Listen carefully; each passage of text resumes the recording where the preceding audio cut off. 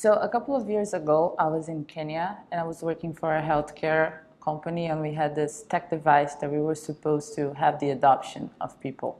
Because I come from a human-centered design background, I was able to manage to get my team to go and understand who are the people that we were supposed to interact with the device that we had to sell. So we moved to a place called Makindo, where it was basically this village of rural people in Kenya. And we were trying to understand their way of how they were living, their culture, you know, what they would think about healthcare and what was their relationship with hospital and clinics. And while we were there, there was this little boy, and his name was John, and he was 14 years old, and he was always like following us. And I would ask, "Hi, John, what's your name?" And he would say yes, because John wouldn't speak English.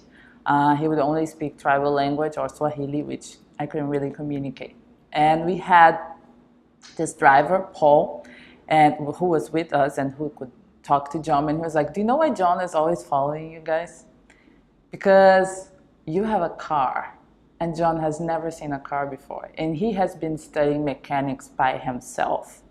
And he wants to see the car, he wants to open it, and he wants to explore the motor." And that was an encounter for me, because that was the moment that I realized that for education, it's not about telling people what they're supposed to do. It's about teaching them the tools so they can solve their own problems.